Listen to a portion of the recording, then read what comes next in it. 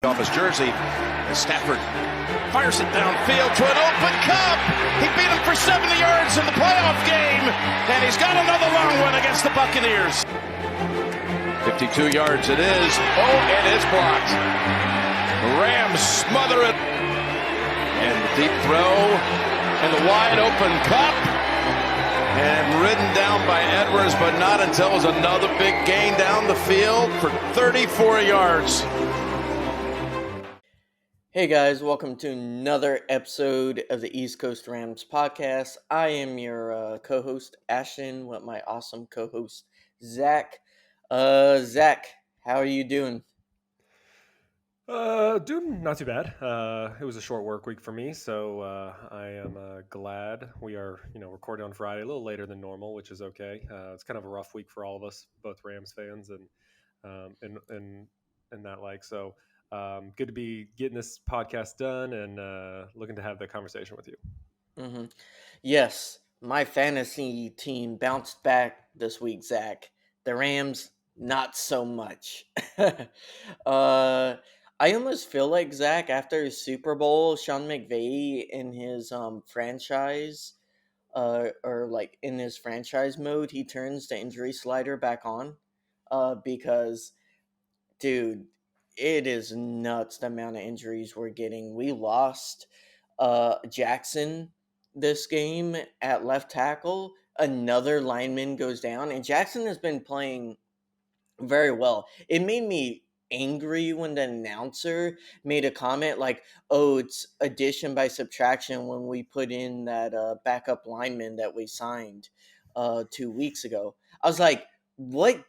Who is writing his notes?" Because Jackson has been better than Noteboom this year when he's been in. Oh, for sure. Yeah, I don't know where that comes from. We know who the weakness is on that offensive line. It's pretty well known and very stood out in this game, especially. Um, and yeah, I'm not a fan when they start picking on players that are actually even in a backup role. Remembering that most of this offensive line is a backup role. Um, all but one is really performing the way that we need them to perform to get our offense to do anything. Yeah, so guys, we'll go ahead and talk about the Tampa Bay game right now and just get into it. If you're wondering why our intro is so short, is because the Rams are not exactly giving us a lot to work with here, especially these last few weeks. Zac, let's talk about the offense first because I think me and you agree that's the problem, big problem this year. If you're complaining about the defense, let's be honest. It's not a perfect defense. Both me and Zac agree with that. They're not perfect. They're not a top 5 defense, nor should they be. But as we were talking before the pod, this is a good enough defense to win the Super Bowl. They are not the reason they are losing these games. Could they be better? Could they make bigger plays? Yes. We do not disagree with that. They dropped 2 pick sixes. I understand. That's frustrating. When your offense only scores 1 touchdown off of a single broken play, like, I don't know what you want the defense to do. They're on the field twice as much as the offense, and they're expecting to have to score points on top of stopping the other offense. That's just not realistic to do.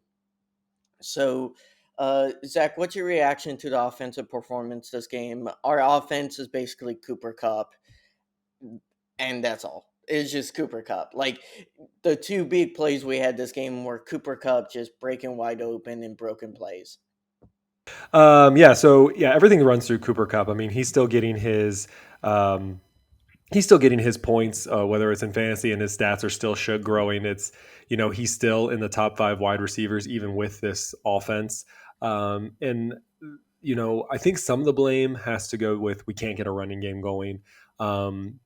If you put anybody else in other than Henderson, what's going to happen.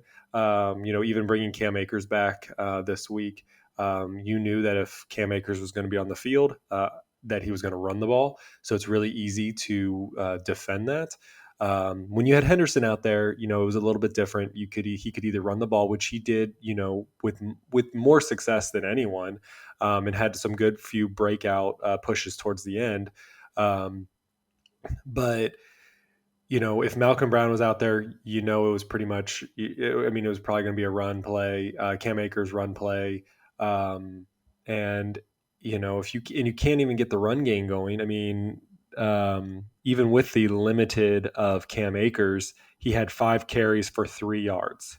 So his longest was 2 yards. Just not getting anywhere. That problem is still going to linger. I don't know what the deal, what's going to go on there, but um, it's just not looking very good. Our offensive line, you watch that, and for the most part, the offensive line is giving Stafford a little bit more time. But the problem is Bobby Evans. I don't know how many times I just see the defender blow past him, and then he's just like out there in the open, like just like guarding nobody, and I'm like, what is happening? Um, so, I don't know. Robinson had, he only had three receptions. The two that I remember him having, they were very crucial in getting the first down, and uh, he did well for those 3 catches. But we really need somebody to step up, and I don't know if it's Stafford, like just he's just so uncomfortable with all the other receivers that it's either going to go to Cooper Cup or it's not going to go to anybody. Um, it's just, it's just, it's hard. It's hard to watch this team when you know that they have potential. Allen Robinson is a great wide receiver. Tyler Higbee is a great tight end. Van Jefferson's back, still not doing anything. Ben Skoranek didn't even do anything this game.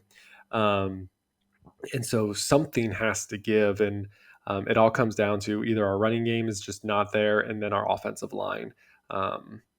So I don't know what else there really is to say. It's what it is. I don't know if we're going to improve, but we are where we are as far as the offense goes.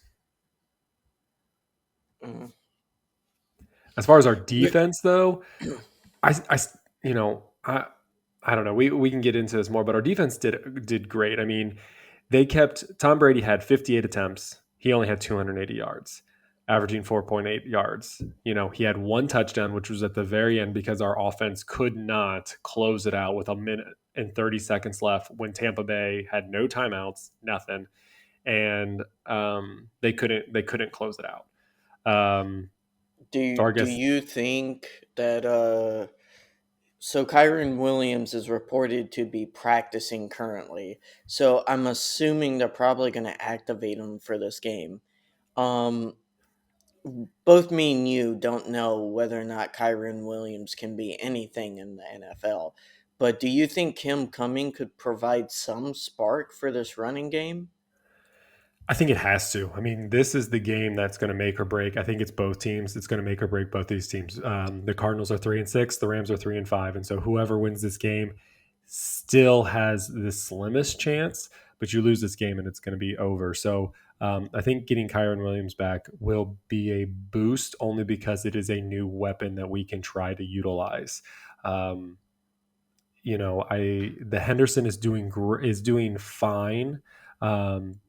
But it's just fine. Like, we need someone to step up and be a little bit more than fine, and we need something. We need a spark. We need something up there that's going to keep our offense, keep the defense honest against us, and really just, we got to move the ball. We got to move it further. We got to get more first downs. We got to push it. We can't just be 3 and out every single drive, or 3/4 of our drives, or half of our drives. We need to just keep moving the ball, and notch off time off the clock, and give our defense time to rest and not always have to be out on the field.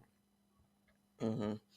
So, uh, yeah. Let's talk about defense a little bit, Zach. Let's say it's an understatement, Zach, that Twitter was not happy with Darion Kendrick, and I will say, as the Twitter Darion Kendrick kind of ambassador for him, I've been repping him up But I'm not gonna lie. This was a bad game for him. He didn't do good. He had some good plays, and then he had also some bad plays. And I think people misunderstand that he is a rookie and he's gonna make mistakes, and he's starting over a lot of more experienced people, and you're gonna have bad plays that come with that.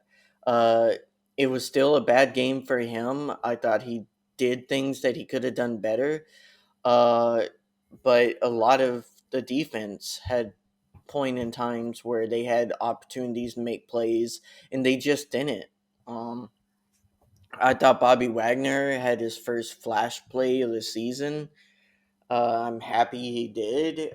We really needed a field goal blocked at that point in time, so that's neat. But overall, there's not much to say. They kept on having 3 and outs. Like, I don't know what Twitter wants more, Yeah, I mean, I get or the defense. as far as the defense goes, I can see some of the reason why some fans are kind of not overly happy with them, and that mostly goes with the kind of the soft coverage, because you can always see that the DBs are usually always lined up 5, 7, 8 yards away from the receiver, so they're playing a lot of zone coverage, which you know you don't like, because that usually means that the offense can move the ball a little bit more efficiently, short passes obviously, so 3, 4, 5 yards at a time, and you know, everyone else is doing 3 and outs on us, and so we're expecting our defense to do that. But our defense is holding. Our defense is holding most teams to under 20 points. And in any other game with almost any other offense, minus maybe the bottom 10, um, we should be able to get this game under control, and the offense should have put up enough points to win. It was If 13 we to have 6. a average offense, we would be 6-2 right now. For sure. I mean, there's too many games that we I mean, at least 5-3. The 49ers games are always tough, so more or less, I do agree. I think I we would think we somewhere be win in the the five first and one if it's 6-2. yeah. So I think we're there, and if we were an average offense, but we're not, and Yeah. it's just terrible when you have the caliber of Stafford, you have the caliber of Cooper Cup, you have a Rob, and we still can't get anything done. But it is what it is. We're trying to make it the best.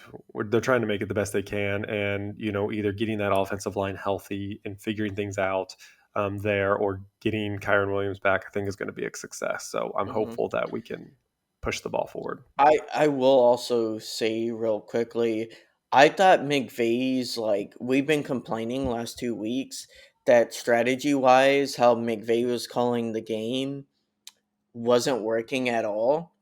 And he was making mistakes play calling for the most part. I don't think that was the case this game. I thought the overall plan, doing a lot of quick passes, doing a lot of screen stuff, um, I thought overall his play calling was solid. The execution wasn't there. I felt like this game was more execution of the players just failing to execute run blocking, failing to execute pass blocking, failing to execute routes, Mhm. some crucial drops. Uh, I mean, big time defensive players not catching pick sixes. Like, you gotta punish teams when they do stuff like that. And that's how you win close games, is when they make a mistake, you punish them. And teams have done that to us all year, And and it Tampa Bay just did it to us at the very end. They yeah. punished the offense for not being able to not being able to move the ball. And guess what? Tom Brady, you give Tom Brady a minute and a half, he's going to be able to run on that all day. Yeah, Um, and also don't complain about Cooper Cup knocking the first down on third, deciding to go down. When literally everyone whined about how he didn't go down in the divisional game last year, and I he mean that. fumbled. That was a call that he had to make, and Cooper Cup is a very smart football player, and he knew that if he slid, the clock was going to keep moving. There was a good chance that he was going to get forced out of bounds before he got the first down, and then the clock would have stopped. Yeah, So you either take the risk of was that fourth down or was that third down? uh I think that was second down, and then we tried to run it with Hendo on third and fourth.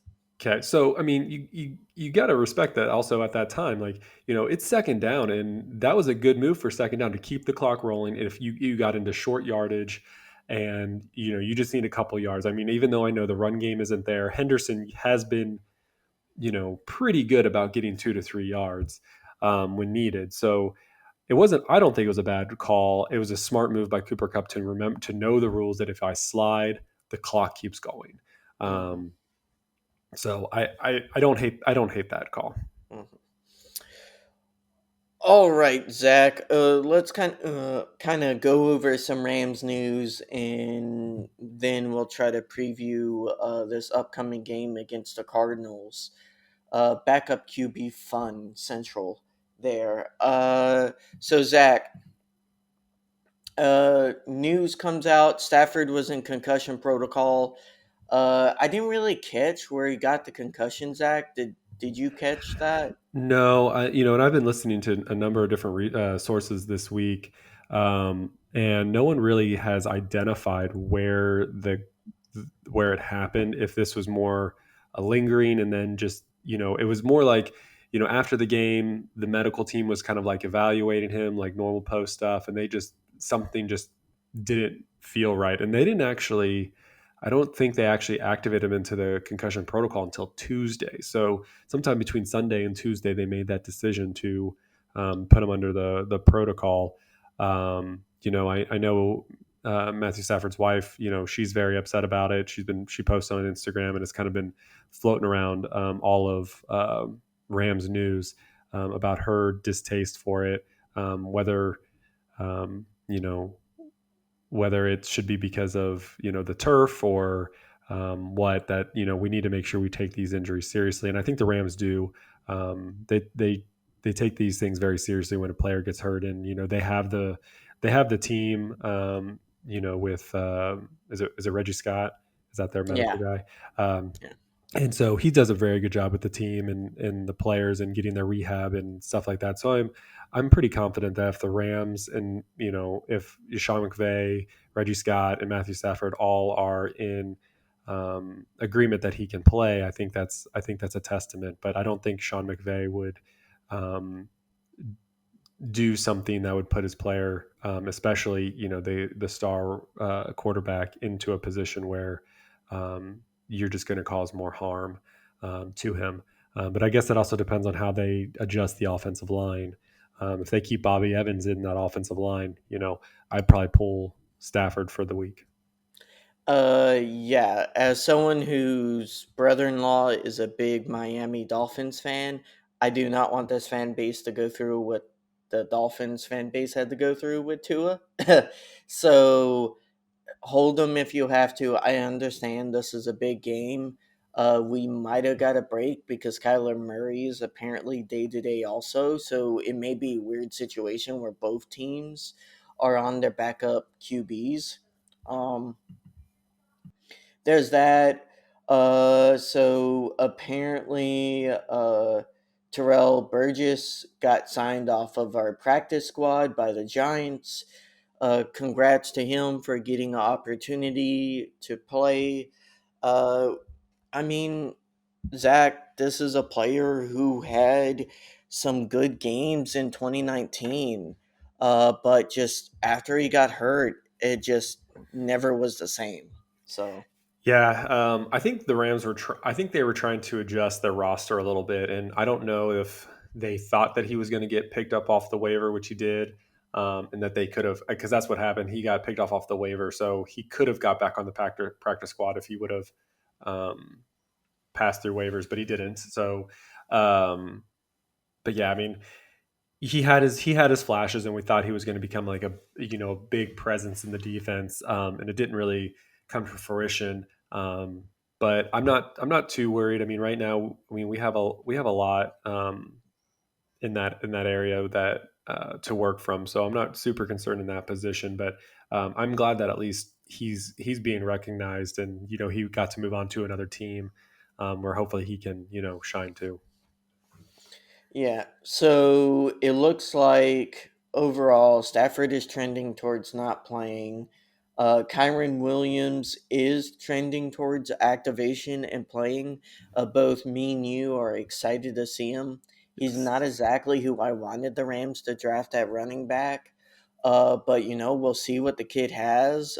We definitely can't get worse at the running game, Zach. So like at this point, you gotta just start throwing stuff against the wall and hoping it sticks.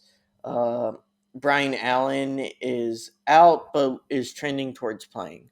At least he wasn't practicing Thursday. That's good. And And then I Alert think Jackson is trending towards not playing also. okay, I think Coleman Shelton is activated. Well, is in his 21-day window. So good news is that we may be getting him back sooner rather than later. That will be very appreciated. We definitely need a good guard right now. Dear Lord. Please wrap them in bubble wrap, McVay.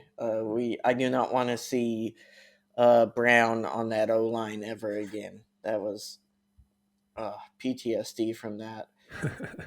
Um, So with Stafford out or potentially out for this week, our options come down to Wolford and Perkins. I know we posted a poll on our East Coast Rams Twitter account on who fans would want to see out there, and based on the Twitter, just based on our what we see on Twitter and Fully from the scientific poll, poll. our very scientific poll. But I mean, I think just looking at Twitter and what people have commented over the last several days, I think even our poll shows that people want Perkins. I think they want the dual threat of being able to run the ball and be able to throw. We've seen Wolford play in NFL games before, and they haven't looked pretty in most of those instances. I think at least one, if not two, of his starts, um, he threw at least a pick, if not a pick six. So um, His first throw in the NFL, I believe, was a pick six. yeah, and so I think we're not comfortable. I think people are comparing him from Wolford and Perkins. Is you have Wolford, who is probably more of a game manager and more of a Stafford-like player. Obviously, not at that same caliber level, but he might be able to manage the game a little bit better. But then Perkins, you kind of have the dual threat. He may not have, and again, this is all just based on what we kind of see, but he may not have the arm of Stafford or Wolford maybe, but he's able to run the ball and be able to kind of do some more trickier things in that offense than I think Wolford can do. So I'm on Team Perkins. I liked what we saw in preseason from him.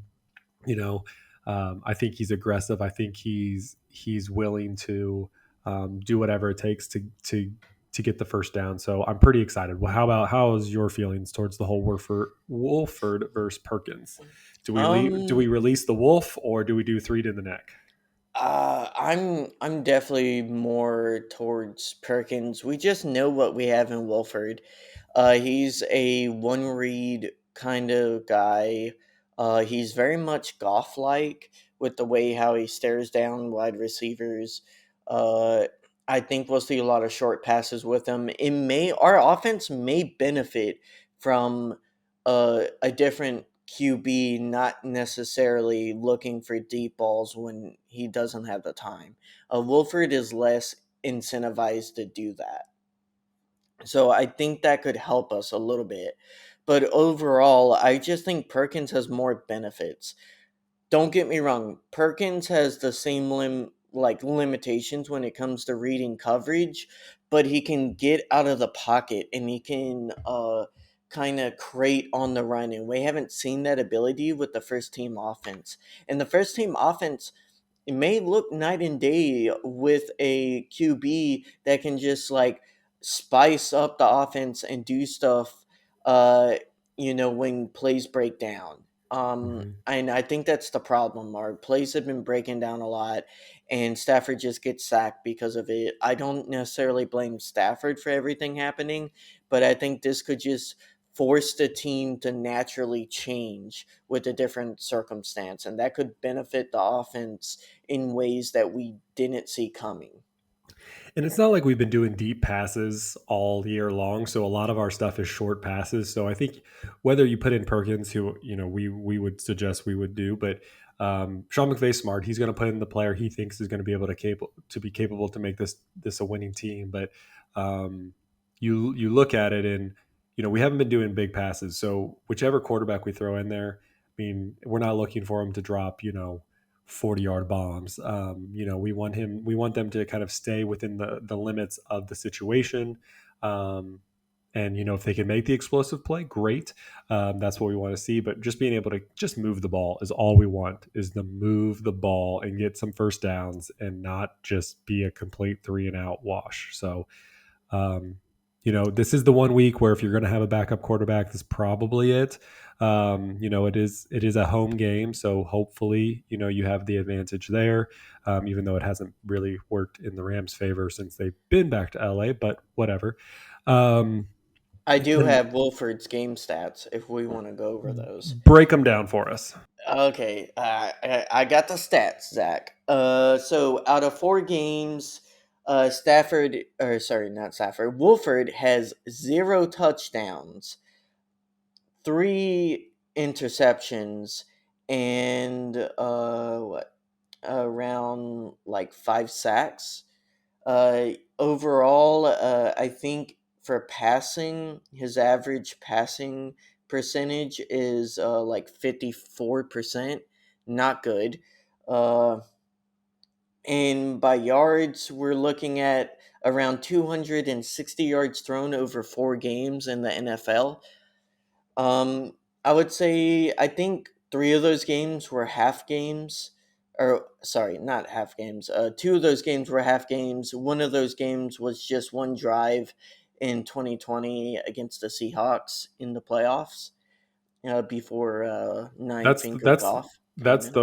the one when he got knocked and he had to be taken out by ambulance to the hospital.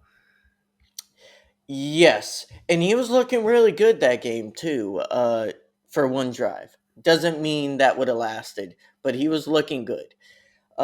So I don't know, Zach. He has looked subpar for his NFL experience, and I just hope if he makes a mistake, the Rams are willing to pivot and put Perkins in. And I even tweeted like I almost feel like he'll end up throwing a pick six in the first or second drive, and we'll get Perkins anyways. So Yeah, I mean, I uh, think I think definitely if Stafford's out, I think we'll see at least both play at some point. Um, so I think that's what we'll end up having. yeah, uh, rough stuff, Zach. Do you want to go ahead and do you want to make predictions for this Cardinals game? I mean, there's not a lot we can say. I think Yeah, I the mean, Cardinals without Murray have been very lackluster. So, well, and that's kind of where it's been at. I mean, I've been listening, going back and listening to other coverage of the Rams and kind of the matchups that are kind of happening. And one of the funniest matchups is um, Kingsbury versus Murray. Like, is that going to be their fall? Is that their problem that they keep having? Is it's more in an internal battle between who's making the play calls and the success of those play calls. So I think that's very interesting. That even if Murray's there, that doesn't necessarily mean much when it seems like their coach and their quarterback are at odds. It kind of felt that way. I mean, it's felt that way over the last several years, but this year, especially, with Murray's contract issues that happened um, over the offseason, and then just some of the play calls that just keep happening. That's very interesting. I'm not really worried about the offense, about their offense, because again, I'm fine with our defense. But I think the matchups we're going to be looking at is going to be, like Havenstein versus JJ Watt. I think that's going to be a big one. But, hopefully keeping, having Havenstein in there, I think is definitely the best bet for us in protecting Stafford or protecting either of the quarterbacks that are going to be playing. Yeah. Yeah, we'll see. Man. I think we should win this game. Yeah, I mean, and it's so weird that this, out of, it looks like most people are saying that the Rams should win this game. But yeah, it's just very weird. It's a very weird game. I mean, we're 3-5. We've lost every close game this We season. have, So and it's just one of those things that it's getting frustrating as a Rams fan, and I get it. And we're blaming everybody because it feels like it should be a team loss, but it's definitely a put on our offense. I mean, we've had some missed opportunities in our special teams, but I don't think that's been our downfall either. Yes, our defense is playing more soft coverage, but they're keeping most teams from scoring touchdowns. Yes, they may be dinking and dunking and moving the ball and using up time that the offense can have. But at the same time, if the offense can't even utilize that time appropriately, then what's the point? So if they are the clock managers of this team, then so be it. But I think I don't know. It's super hard. We keep saying we're going to predict these scores and yeah. But this one's going to be a tough one because I think it's just a bad look. And literally, this will put us in either this will seal our fate that we will not be in the playoffs this year, or we might have that spark that we may need to kind of push ourselves to a better spot. I mean, if you look past this week, you kind of figure that all these other teams seem beatable if you have the right players in place. But even when we saw against a Tampa team, which they didn't look good either. I mean, they had one good drive at the very end because of one blown coverage, and that's it. So I don't know. What is your thoughts going into this Cardinals game? Who do you think is going to come out victory? I think the Rams will on a late or last second field goal. I think our offense is going to struggle, and I do think our defense will score a touchdown this week and kind of bail out the offense for a little bit.